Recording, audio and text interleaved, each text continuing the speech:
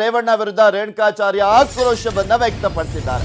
ಕ್ಷಮೆ ಕೇಳದಿದ್ರೆ ಹಗರಣವನ್ನ ಬಿಚ್ಚಿಡ್ತೀನಿ ಅಂತ ರೇಣುಕಾಚಾರ್ಯ ಅವರು ಆಕ್ರೋಶವನ್ನ ವ್ಯಕ್ತಪಡಿಸಿದ್ದಾರೆ. ನಿನ್ನೆ ಸಚಿವ ರೇವಣ್ಣ ಅವರು ಶಾಸಕ ರೇಣುಕಾಚಾರ್ಯ ಅವರ ವಿರುದ್ಧ 420 ಅನ್ನುವ ಪದವನ್ನ ಬಳಸಿದ್ರು. ಈ ಒಂದು ವಿಚಾರಕ್ಕೆ ಸಂಬಂಧಪಟ್ಟಂತೆ ರೇಣುಕಾಚಾರ್ಯ ಅವರು ಆಕ್ರೋಶವನ್ನ ವ್ಯಕ್ತಪಡಿಸಿದ್ದಾರೆ. ನನ್ನ ಬಾಯಲ್ಲಿ ಎಲ್ಲಾ ಶಬ್ದಗಳು ಕೂಡ ಬರ್ತವೆ, ನಿಮ್ಮ ಎಲ್ಲಾ ಹಗರಣಗಳನ್ನ ನಾನು ಕೂಡ ಬಿಚ್ಚಿಡ್ತೀನಿ ಸಾರಿಯನ್ನ ಕೇಳದೆ ಹೋದ್ರೆ. ರೇವಣ್ಣ ಅವರಿಗೆ ಟಾಂಗ್ ಕೊಟ್ಟಿದ್ದಾರೆ. ಮಾಜಿ ಸಚಿವರಾಗಿರುವಂತಹ ಹೊನ್ನಾಳಿಯ ಶಾಸಕರಾಗಿರುವಂತಹ ರೇಣುಕಾಚಾರ್ಯ ಅವರು ನಿನ್ನೆ ರೇವಣ್ಣ ಅವರ ಹೇಳಿಕೆಗೆ ಸಂಬಂಧಪಟ್ಟಂತೆ ಆಕ್ರೋಶವನ್ನ ವ್ಯಕ್ತಪಡಿಸಿದ್ದಾರೆ.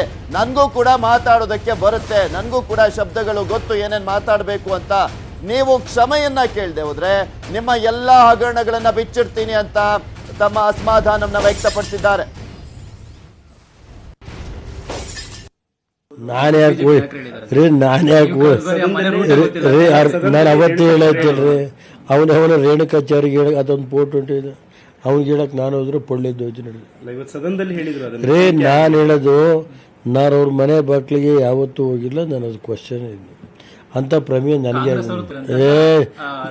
ಅದಿದ್ರೆ ಪ್ರೂವ್ ಅದಿದ್ರೆ ಕೊಡಕ್ಕೆ ಹೇಳ ಅವನು ಯಾವನು.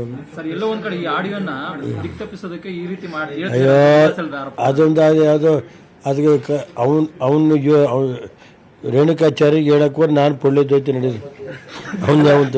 ನೀವು ಅವತ್ತು ಕೂಡ ಹೇಳಿದ್ರಿ ಸರ್, ಆದ್ರೂ ಕೂಡ ಇವತ್ತು ಸದನದಲ್ಲಿ ಹೇಳಿದ್ರಿ ರೀ. ಅದಕ್ಕೆ ಹೇಳಕ್ ಹೋದ್ರೆ ನಾನು ಪೊಳ್ಳಿದ್ದೋಯ್ತು ನಡೀರಿ. ಯಾರ್ರಿ ಅವ್ನು ರೇಣುಕಾಚಾರ್ಯ ಯಾವನ್ರಿ ಅವನು? ಸನ್ಮಾನ್ಯ ರೇವಣ್ಣನವರೇ, ನೀವು ಭಾಳ ರಾಜಕಾರಣದಲ್ಲಿ ನನಗಿಂತ ಹಿರಿಯರು, ಮಾಜಿ ಪ್ರಧಾನಮಂತ್ರಿಗಳ ಸುಪುತ್ರರು, ಸಚಿವರಾಗಿ ಶಾಸಕರಾಗಿ ಕೆಲಸ ಮಾಡಿದ ಅನುಭವ ಇದೆ. ನನ್ನ ಬಗ್ಗೆ ಹಗುರವಾಗಿ ಮಾತಾಡ್ತೀರಿ, 420 ಅಂತ ಹೇಳ್ತೀರಿ. ಆಯಿತು, ನಾನು 420 ಅಂತ ನಾನು ಒಪ್ಕೊಳ್ತೀನಿ ನಿಮಗೆ, ನಿಮ್ಮ ಭಾವನೆಯಲ್ಲಿ. ನಾನು 420 ಆಗಿದ್ದರೆ ನಿಮ್ಮ ಸುಪುತ್ರ ಪ್ರಜ್ವಲ್ ರೇವಣ್ಣ ಏನು ಹೇಳಿದರು? ಸೂಟ್ ಕೇಸ್ ಪಾರ್ಟಿ ಅಂತ ಹೇಳಿದರು.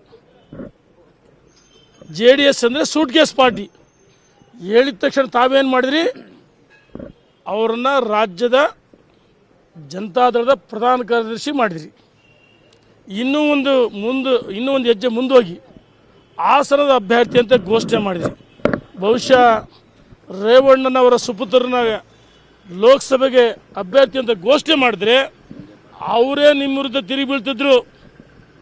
ನೀವು ಭಾಳ ಸತ್ಯ ಹರಿಶ್ಚಂದ್ರ, ಏನೇನು ಹಾಸನದಲ್ಲಿ ಭ್ರಷ್ಟಾಚಾರ ಮಾಡಿಲ್ವಾ? ನಿಮ್ಮ ಸಮ್ಮಿಶ್ರ ಸರ್ಕಾರದ ಕಾಂಗ್ರೆಸ್ಸಿನ ಹಿರಿಯ ಮುಖಂಡರು ಮಾಜಿ ಸಚಿವರಾದ ವಾಲೆ ಮಂಜು ಏನು ಹೇಳಿದರೆ, ನಿಮ್ಮ ಹಗರಣಗಳನ್ನು ಎಳೆಯಾಗಿಟ್ಟಿದ್ದಾರೆ, ನಮ್ಮ ಹತ್ರ ದಾಖಲೆ ಇದೆ.